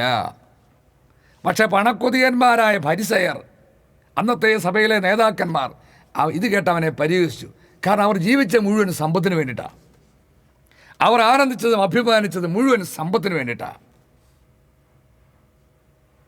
അപ്പോൾ മനുഷ്യജീവിതം സമ്പത്ത് കൊണ്ടല്ല ധന്യമാകുന്നത്. ഒരു ഉപമയും അവൻ അവരോട് പറഞ്ഞു. ഒരു ധനികൻ്റെ കൃഷിസ്ഥലം സമൃദ്ധമായ വിളവ് നൽകി. അവൻ ഇങ്ങനെ ചിന്തിച്ചു, ഞാൻ എന്തു ചെയ്യും? ഈ ധാന്യം മുഴുവൻ സൂക്ഷിക്കാൻ എനിക്ക് സ്ഥലമില്ലല്ലോ. അവൻ പറഞ്ഞു, ഞാൻ ഇങ്ങനെ ചെയ്യും, എൻ്റെ അറപ്പുരകൾ പൊളിച്ച് കൂടുതൽ വലിയവ പണിയും, അതിലെൻ്റെ ധാന്യവും വിഭവങ്ങളും സംഭരിക്കും. അനന്തരം ഞാൻ എൻ്റെ ആത്മാവിനോട് പറയും. അവൻ ആത്മകഥം ചെയ്യുക, ആത്മാവേ, അനേക വർഷത്തേക്ക് വേണ്ട വിഭവങ്ങൾ നിനക്കായി സംഭരിക്കപ്പെട്ടിരിക്കുന്നു. വിശ്രമിക്കുക, തിന്നു കുടിച്ച് ആനന്ദിക്കുക. എന്നാൽ ദൈവം അവനോട് പറഞ്ഞു, ഭോഷ. ആ വിളി ശ്രദ്ധിച്ച്, ഇത്രമാത്രം കൃഷി ചെയ്ത് അല്ലെങ്കിൽ ബിസിനസ് ചെയ്ത് അല്ലെങ്കിൽ മറ്റ് പല മാർഗങ്ങളിലൂടെ ധാരാളം സമ്പത്തുണ്ടാക്കി അങ്ങനെ ലോകത്തിന് നെറുകയിലെത്തി നിൽക്കുന്നവരെ ആരെയെങ്കിലും നോക്കി മനുഷ്യർ ഭോഷ എന്ന് വിളിക്കുമോ? ഇതൊരു വലിയ ധനാഢ്യൻ, ജീവിതത്തിൽ വിജയം നേടിയ ഒരാളെ ദൈവം വിളിക്കുക ഭോഷ. ആ വിളിയുടെ രഹസ്യം നിങ്ങൾ തിരിച്ചറിയണേ. ഭോഷ, ഈ രാത്രി നിൻ്റെ ആത്മാവിനെ ഞാൻ നിന്നിൽ നിന്ന് ആവശ്യപ്പെടും. അപ്പോൾ നീ ഒരുക്കി വെച്ചിരിക്കുന്നവ ആരുടേതാവും? ഇതുപോലെയാണ് ദൈവസന്നിധിയിൽ സമ്പന്നനാകാതെ തനിക്ക് വേണ്ടി സമ്പത്ത് ശേഖരിച്ചു വയ്ക്കുന്നവനും. അപ്പോൾ നാം സമ്പത്ത് ശേഖരിച്ച് വെക്കണം, പക്ഷേ അത് ദൈവസന്നിധിയിലെ സമ്പത്തായിരിക്കണം. അപ്പോൾ ദൈവത്തിൻ്റെ സന്നിധിയിലെ സമ്പത്ത് എന്തെന്ന് തിരിച്ചറിയണം. ആ സമ്പത്ത് എങ്ങനെ ശേഖരിക്കുമെന്ന് തിരിച്ചറിയണം. അതിനെന്തെല്ലാം വഴികളാണ് യേശു ക്രിസ്തുവും പരിശുദ്ധ അമ്മയും ഒക്കെ നമുക്ക് കാണിച്ചു തന്നിരിക്കുന്നത് എന്ന് പഠിക്കണം. കള്ളന്മാർ തുറന്ന് മോഷ്ടിക്കാത്ത, തുരുമ്പും ചതലുമൊന്നും നശിപ്പിച്ച് കളയാത്ത സ്വർഗരാജ്യത്തിൽ സമ്പത്ത് ശേഖരിക്കണം.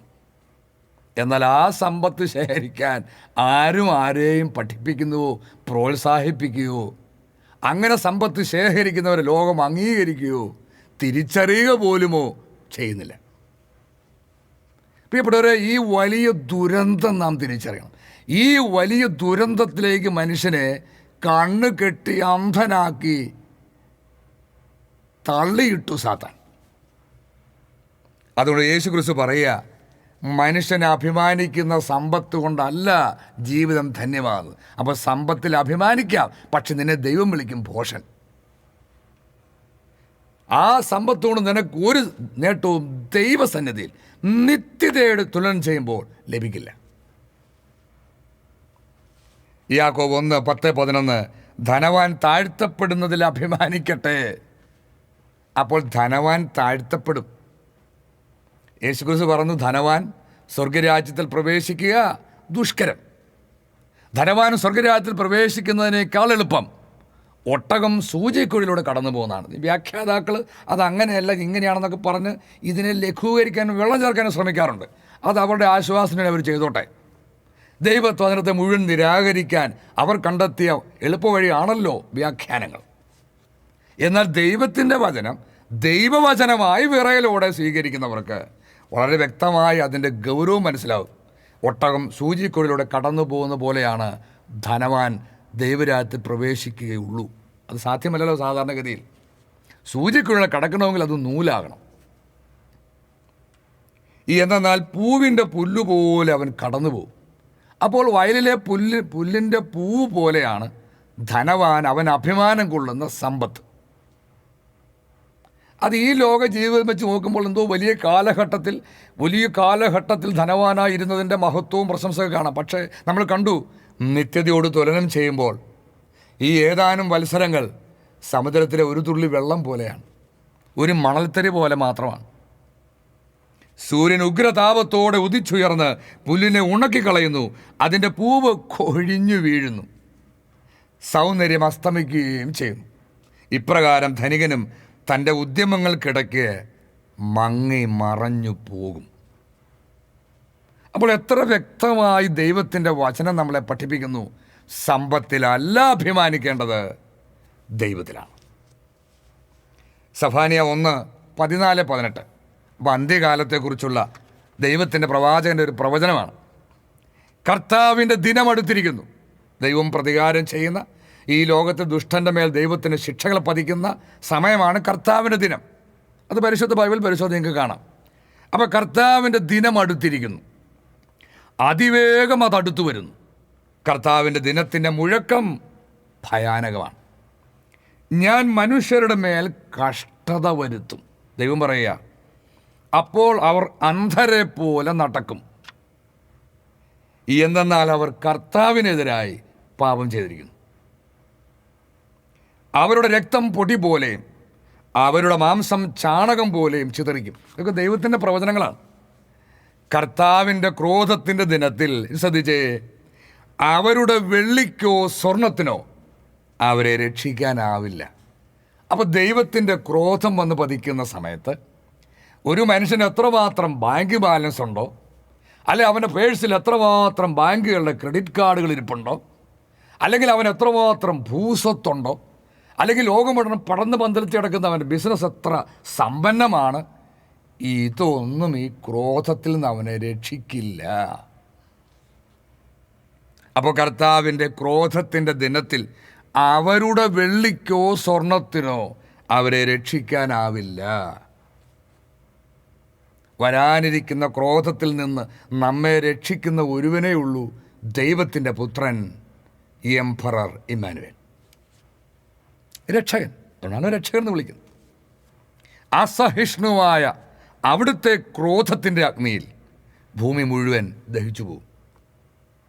ഭൂവാസിലെ മുഴുവൻ അവിടുന്ന് പൂർണ്ണമായും പെട്ടെന്നും ഉന്മൂലനം ചെയ്യും.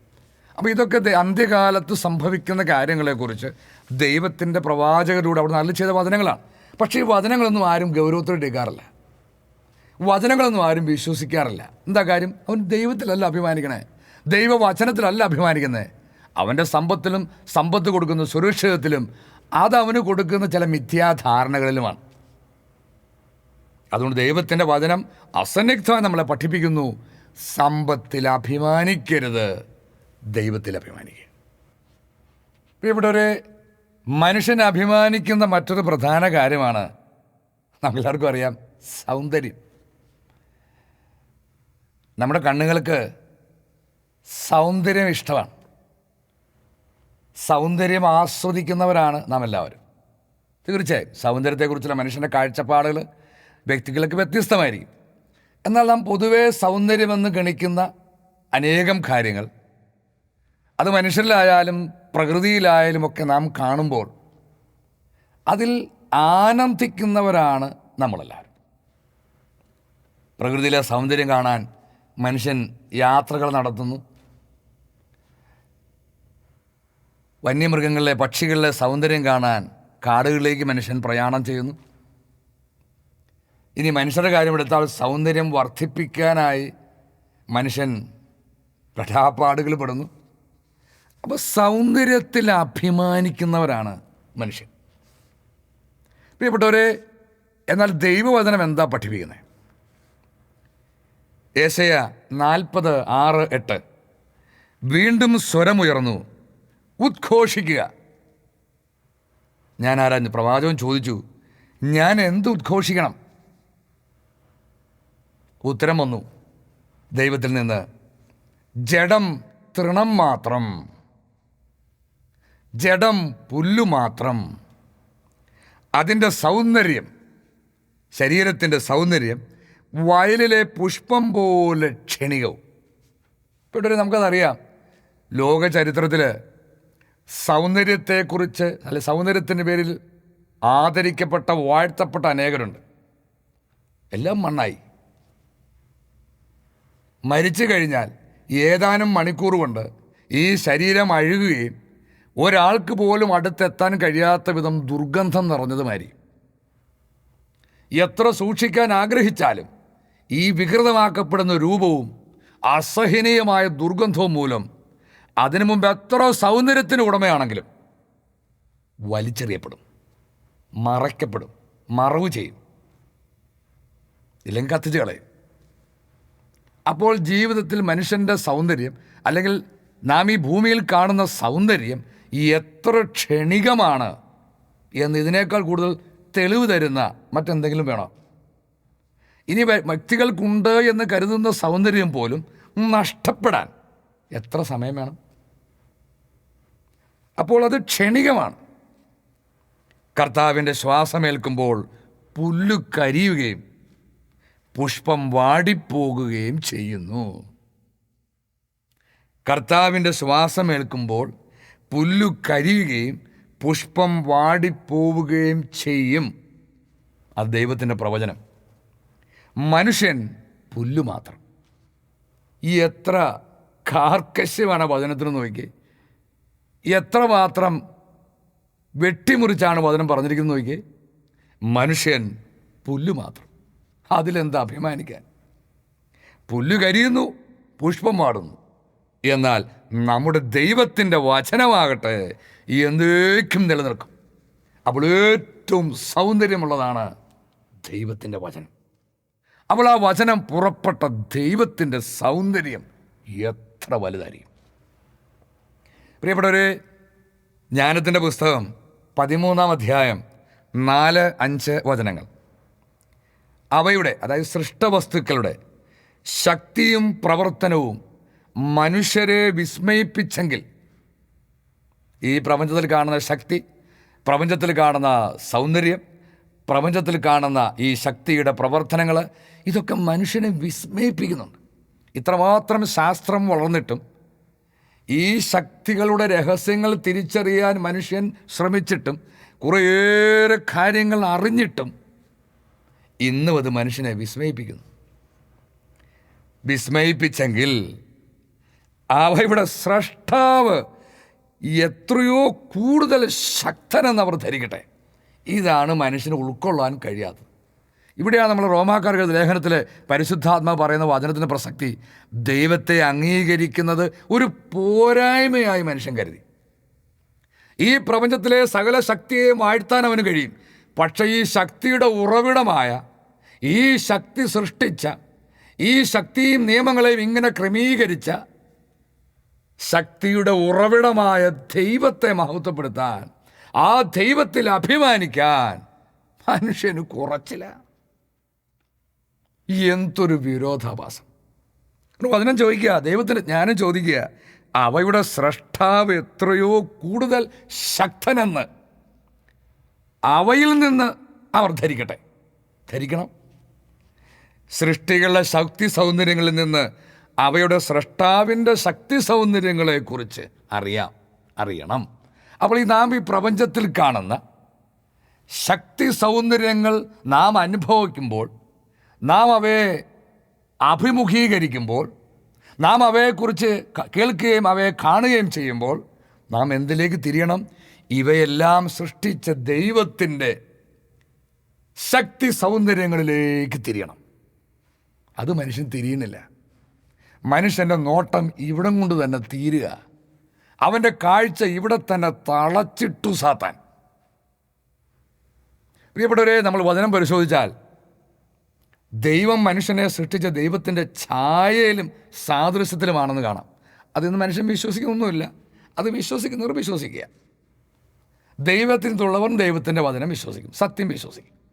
അപ്പോൾ പാപം ചെയ്ത മനുഷ്യനെയാണ് നമുക്ക് കണ്ട് പരിചയമുള്ളൂ. പാപം വികൃതമാക്കിയ മനുഷ്യൻ. അപ്പോൾ ദൈവത്തിൻ്റെ ഛായ പാപത്താൽ മറയ്ക്കപ്പെട്ട അത് മാത്രമാണ് നമ്മളിപ്പോൾ കാണുന്നത്. എന്നാൽ പാപം ചെയ്യുന്നതിന് മുമ്പുള്ള മനുഷ്യൻ എത്രമാത്രം സൗന്ദര്യത്തിന് ഉടമയായിരുന്നുവെന്ന് നമുക്ക് ഊഹിക്കാൻ പോലും കഴിയില്ല. കാരണം നമ്മുടെ അനുഭവത്തിൽ അങ്ങനെയൊന്നുമില്ല. അപ്പോൾ എല്ലാറ്റിൻ്റെയും സൃഷ്ടാവായ, എല്ലാ ശക്തി സൗന്ദര്യങ്ങളുടെയും ഉറവിടമായ ദൈവപിതാവ് എത്ര സൗന്ദര്യമുള്ളവനാകും! അവിടുത്തെ പുത്രൻ യേശു ക്രിസ്തു എത്രമാത്രം സൗന്ദര്യത്തിനുടമയായിരിക്കും. അവിടുത്തെ പുത്രി പരിശുദ്ധ ജ്ഞാനം എത്രമാത്രം സൗന്ദര്യത്തിനുടമയാകും. ദൈവത്തിൻ്റെ സൗന്ദര്യം, ദൈവത്തിൻ്റെ നിത്യ സൗന്ദര്യം, ദൈവത്തിൻ്റെ പരിശുദ്ധ സൗന്ദര്യം, ദൈവത്തിൻ്റെ മഹത്വപൂർണമായ സൗന്ദര്യം, അതാണ് അഭിമാനിക്കേണ്ടത്. കാരണം അതാണ് നിത്യം നിലനിൽക്കുന്ന സൗന്ദര്യം. ആ സൗന്ദര്യത്തിലേക്കാണ് ദൈവം അവിടുത്തെ മക്കളെ പ്രവേശിപ്പിക്കാൻ പോകുന്നത്. പ്രിയപ്പെട്ടവരെ, അതിൻ്റെ നാൾ വഴികളും രഹസ്യങ്ങളും അവിടുന്ന് ചെയ്യുന്ന പ്രവൃത്തികളും എല്ലാം ഈ കാലഘട്ടത്തിൽ അവിടുന്ന് നൽകിയ സദ്വാർത്തയിലൂടെ പ്രഘോഷിക്കപ്പെട്ടിരിക്കുന്നു. അപ്പോൾ സൃഷ്ടാവിൻ്റെ ശക്തി സൗന്ദര്യം എത്ര വലുതായിരിക്കും! സങ്കീർത്തനങ്ങൾ 96:6-7 മഹത്വവും തേജസ്സും അവിടുത്തെ സന്നിധിയിലുണ്ട്, ബലവും സൗന്ദര്യവും അവിടുത്തെ വിശുദ്ധ മന്ദിരത്തിലും. അപ്പോൾ ദൈവത്തിൻ്റെ വിശുദ്ധ മന്ദിരത്തിലാണ് ബലവും സൗന്ദര്യവും. ഇവിടെ സൗന്ദര്യം എന്ന് പറയുമ്പോൾ സാത്താൻ മനുഷ്യനെ വെറും ജഡികമായി മാത്രം ചിന്തിപ്പിച്ചു. മനുഷ്യൻ്റെ ജഡിക വികാരങ്ങളെ ഉണർത്താൻ കഴിയുന്ന ഒരു കാര്യമായി, അല്ലെ ഉണർത്താൻ വേണ്ടി പുഷ്ടിപ്പെടുത്തുന്ന ഒരു കാര്യമായി സൗന്ദര്യത്തെ സാത്താൻ തരം താഴ്ത്തി, വികൃതമാക്കി. അതുകൊണ്ട് യഥാർത്ഥ സൗന്ദര്യത്തെ തിരിച്ചറിയാനോ, യഥാർത്ഥ സൗന്ദര്യത്തിൻ്റെ ഉറവിടത്തെ തിരിച്ചറിയാനോ, ഈ സൗന്ദര്യത്തിൻ്റെ പുറകിലുള്ള ദൈവത്തിൻ്റെ മഹത്വം തിരിച്ചറിയാനോ മനുഷ്യർക്ക് കഴിയുന്നില്ല. മനുഷ്യന് സൗന്ദര്യത്തെ വാഴ്ത്തുന്നത് പോലും ജഡികമായിട്ടാണ്. പ്രിയപ്പെട്ടവരെ, അതുകൊണ്ട് ദൈവത്തിൻ്റെ ഹൃദയത്തിനിണങ്ങിയ സങ്കീർത്തനം വിളിച്ചു പറയുക, ജനപദങ്ങളെ ഉദ്ഘോഷിക്കുവിൻ, മഹത്വവും ശക്തിയും കർത്താവിൻ്റെതെന്ന് ഉദ്ഘോഷിക്കുവിൻ.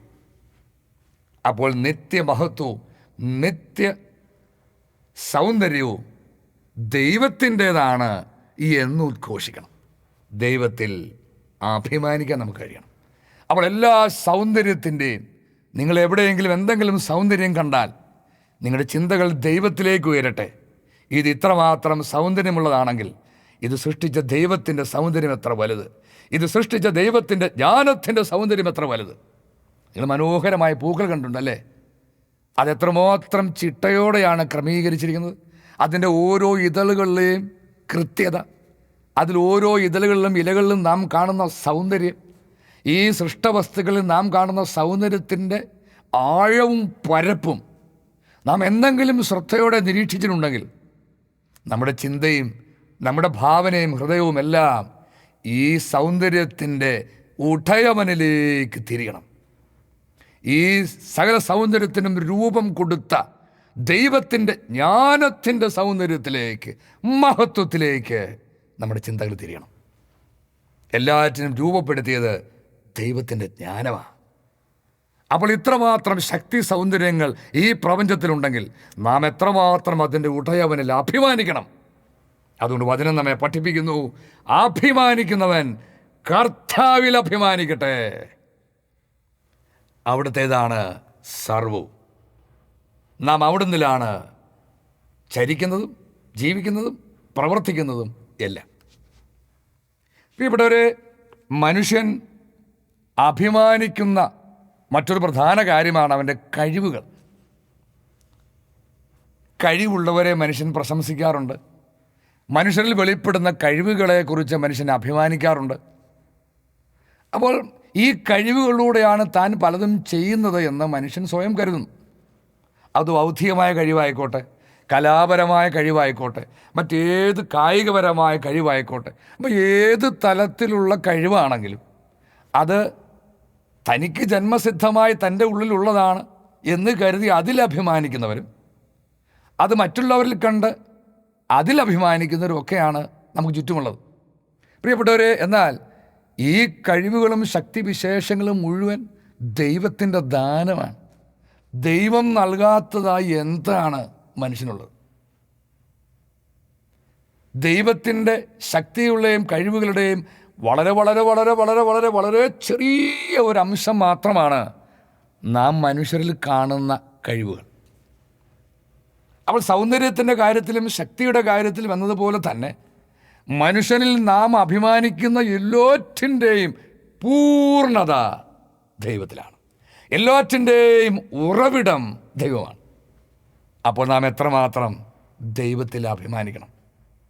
ഇനി ദൈവമക്കളെ സംബന്ധിച്ചിടത്തോളം ഈ അഭിമാനത്തിന് ഇരട്ടി മധുരമുണ്ട്. കാരണം ആ അത്യുന്നതനായ ദൈവം നമ്മുടെ സ്വന്തം പിതാവാണ്. അപ്പോൾ അത് എത്രമാത്രം നമുക്ക് അഭിമാനകരമാണ്. ഈ എല്ലാറ്റിൻ്റെയും ഉറവിടമായ ഈ എല്ലാ സ്തുതിക്കും ബഹുമാനത്തിനും അഭിമാനത്തിനും യോഗ്യനായവൻ എൻ്റെ പിതാവാണ് എന്ന് തിരിച്ചറിയുന്ന ഒരു ദൈവത്തിൻ്റെ കുഞ്ഞിൻ്റെ അഭിമാനം. ഇവിടെയാണ് ഈ വചനത്തിൻ്റെ പ്രസക്തി കൂടുതൽ നമ്മുടെ മുമ്പിൽ തെളിയുന്നത്. അഭിമാനിക്കുന്നവൻ കർത്താവിൽ അഭിമാനിക്കട്ടെ. അപ്പോൾ നമുക്കുള്ള കഴിവുകൾ ദൈവത്തിൻ്റെ ദാനമാണ്. യോഹന്നാൻ 3:27 യോഹന്നാൻ പ്രതിവചിച്ചു, സ്വർഗത്തിൽ നിന്ന് നൽകപ്പെടുന്നില്ലെങ്കിൽ ആർക്കും ഒന്നും സ്വീകരിക്കാൻ സാധിക്കുകയില്ല. സ്വർഗത്തിൽ നിന്ന് നൽകപ്പെടുന്നില്ലെങ്കിൽ ആർക്കും ഒന്നും സ്വീകരിക്കാൻ കഴിയില്ല. ഇവിടെ ലോകത്തിൽ എന്നാൽ സാത്താൻ നിന്ന് ലഭിച്ച കഴിവുകളിലൂടെ ഈ ലോകത്തിൽ പല കാര്യങ്ങളും ചെയ്യുന്നവരും നേടിയെടുക്കുന്നവരും ഉണ്ട്. എന്നാൽ സാത്താൻ എവിടുന്ന് കിട്ടിയത് മുഴുവൻ ദൈവം നൽകിയത് തട്ടിയെടുത്തത് മാത്രമാണ് അവനുള്ള കഴിവുകൾ. ദൈവത്തിൽ നിന്ന്, ദൈവമക്കളിൽ നിന്ന് തട്ടിയെടുത്തതല്ലാതെ സാത്താന് സ്വന്തമായി ഒന്നുമില്ല. അങ്ങനെ അതീശപ്പെടുത്തിയെടുത്ത കഴിവുകൾ അവനിഷ്ടമുള്ളവർക്ക് നൽകിയും അവൻ വലിയ വലിയ കാര്യങ്ങളും ഈ ലോകത്തിൽ ചെയ്ത് കാണിക്കാം. പക്ഷേ ദൈവത്തിൽ നിന്നുള്ള കഴിവുകൾ, എല്ലാറ്റിൻ്റെയും ഉറവിടമായ ദൈവത്തിൽ നിന്നുള്ള കഴിവുകൾ നിത്യം നിലനിൽക്കുന്നവയാണ്. ഇവിടെ അതുകൊണ്ട് ദൈവം നൽകിയ കഴിവുകൾ ദൈവത്തിന് വേണ്ടി ഉപയോഗിക്കാനാണ് കർത്താവ് ആവശ്യപ്പെടുന്നത്. ദൈവരാജ്യത്തിന് വേണ്ടി, ദൈവത്തിന് വേണ്ടി ഈ കഴിവുകൾ നിങ്ങൾ ഉപയോഗിക്കുന്നുണ്ടോ? നിങ്ങൾക്ക് കഴിവ് നൽകിയ ദൈവത്തിന് നിങ്ങളുടെ ഈ കഴിവുകൾ കൊണ്ട് എന്ത് പ്രയോജനം ഉണ്ടായി? ഈ കഴിവുകൊണ്ട് നിങ്ങൾ നേടിയെടുക്കുന്ന കാര്യങ്ങൾ കൊണ്ട് ദൈവത്തിനോ ദൈവരാജ്യത്തിനോ എന്ത് പ്രയോജനം? ഇത് നാം പരിശോധിക്കണ്ടേ? കാരണം ലോകവും ലോകരാജ്യങ്ങളും കടന്നു പോകും. നമ്മൾ കണ്ടു, ലോകത്തിൻ്റെ മഹത്വം കടന്നു പോവും. മനുഷ്യൻ തൃണം മാത്രം. കർത്താവിൻ്റെ ശ്വാസം ഏൽക്കുമ്പോൾ പുല്ലു കരിയുന്നു, പുഷ്പം വാടുന്നു. ഇതെല്ലാം നമ്മൾ കണ്ടതാണ്.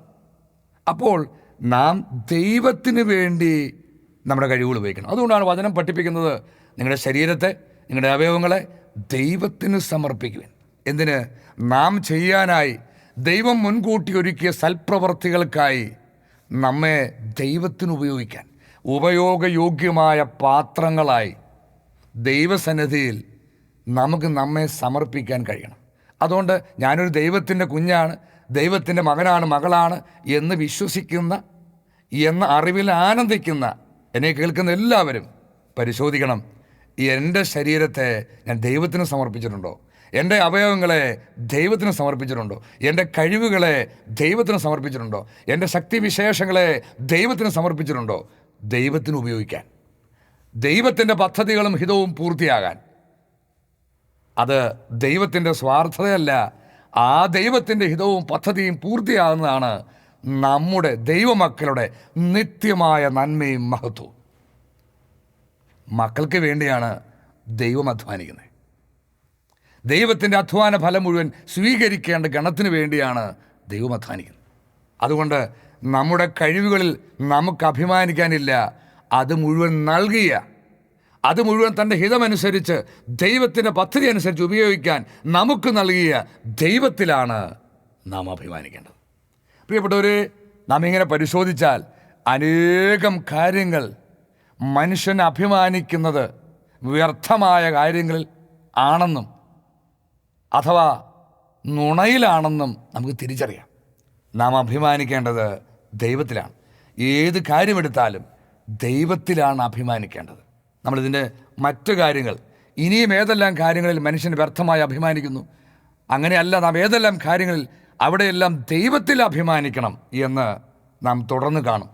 അതുകൊണ്ട് ദൈവത്തിൽ അഭിമാനിക്കാൻ, ദൈവം നൽകിയ നന്മകളിൽ ദൈവത്തെ മഹത്വപ്പെടുത്താൻ, ദൈവത്തിൻ്റെ ശക്തിവിശേഷങ്ങളും സൗന്ദര്യത്തിലും ദൈവത്തെ സ്തുതിക്കാൻ, എപ്പോഴും ദൈവത്തെ സ്തുതിക്കാൻ ഓരോ ദൈവമക്കൾക്കും കഴിയട്ടെ എന്ന് പ്രാർത്ഥിക്കുന്നു. സംഗീതത്തിനോടൊപ്പം നമുക്കും പറയാം, കർത്താവിനെ ഞാൻ എന്നും പുകഴ്ത്തും, അവിടുത്തെ സ്തുതികൾ എപ്പോഴും എൻ്റെ അധരങ്ങളിലുണ്ടായിരിക്കും. കർത്താവിൽ ഞാൻ അഭിമാനം കൊള്ളുന്നു. എന്നോടൊത്ത് കർത്താവിനെ മഹത്വപ്പെടുത്തുവിൻ, നമുക്കൊരുമിച്ച് അവിടുത്തെ നാമത്തെ സ്തുതിക്കാം. അതിന് ഓരോ ദൈവമക്കളെയും അത്യുന്നതനായ, ഈ എല്ലാ മഹത്വത്തിൻ്റെയും ഉറവിടമായ അത്യുന്നതനായ ദൈവം ഓരോ മക്കളെയും സഹായിക്കട്ടെ, ശക്തിപ്പെടുത്തട്ടെ, അവിടെ കണ്ണ് തുറന്നു കൊടുക്കട്ടെ എന്ന് പ്രാർത്ഥിക്കുന്നു. അവിടുത്തെ അതിപരിശുദ്ധമായ നാമത്തിന് എല്ലാ മഹത്വവും സ്തുതിയും എന്നേക്കും ഉണ്ടായിരിക്കട്ടെ. ആമേൻ.